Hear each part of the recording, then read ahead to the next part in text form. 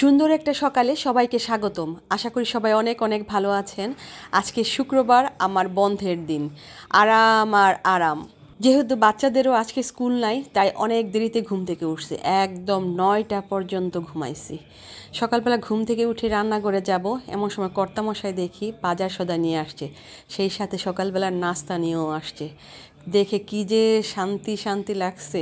বর যে আমার মনের কথা কীভাবে বুঝলো বুঝলাম না। যাই হোক, বরকে অসংখ্য ধন্যবাদ।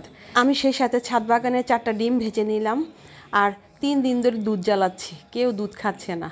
একদিন পর পর 1 কেজি করে দুধ রাখি, প্রতিদিন আধা কেজি করে রাখতাম, নিতে অসুবিধা হয়, প্রতিদিন এসে দাঁড়ায় থাকে বা আমরা থাকি না, সেজন্য বলছি একদিন পর পর দুধ দিন, 1 কেজি করে দিন, তাহলে হবে। সেই দুধটাও খাওয়া পড়তেছে না। 3 দিন জ্বালানোর পর সেটা এত সুন্দর একটা কালার আসছে, এটা দিয়ে চা বা কফি খেতে খুব ভালো লাগবে। তো কফি বানিয়ে নিলাম চটজলদি। কফি যেহেতু আছে, একটু চিনি, কফি, আর হচ্ছে এই যে দেখেন গাঢ় দুধ, উপরে কি সুন্দর সর পড়েছে। এটাকে বলতে পারেন মালাই কফি। বাচ্চারা খুব পছন্দ করে, প্রায় সময় এটা আমি বানাই, কারণ আমাদের বাসার দুধ প্রায় সময় জ্বালাতে জ্বালাতে এরকম গাঢ় হলুদ হয়ে যায়।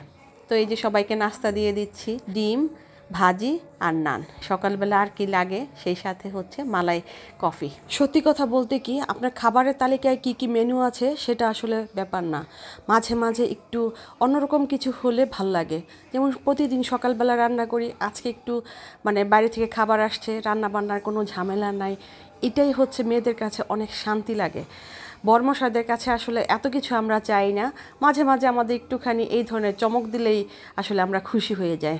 মেয়েরা অল্পতেই খুশি, আর বাঙালি মেয়েরা তো একটুখানি ভালোবাসা পেলেই হয়। খাওয়া দাওয়া শেষে বাচ্চাদের পড়াশোনার পালা। তো ওরা যেহেতু ছুটির দিন, একটু ঢিলেঢালাভাবেই সকালবেলা পড়াশোনা শুরু করলো। একজন তার পড়া পড়তেছে, আগের দিনে সব পড়া রেডি করতেছে।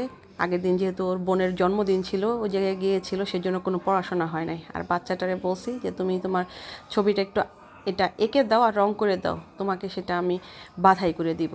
ও খুব খুশি। আর এদিকে আমি এই যে বাজার নিয়ে আসছে, সেইগুলাই গুছাচ্ছি। অনেক শাকসবজি ছিল ছাদ বাগানে, আসলে শাকসবজি খেতে খেতে আমরা বোর হয়ে গেছি একই রকম খাবার।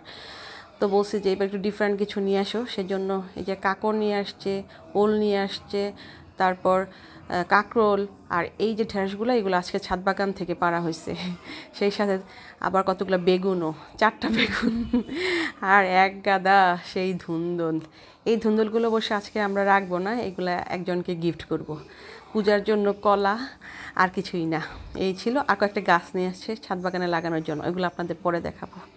তো আজকে এই পর্যন্তই। সবাই ভালো থাকবেন, সুস্থ থাকবেন, আর জীবন তো একটাই, যার যা সামর্থ্য অনুযায়ী উপভোগ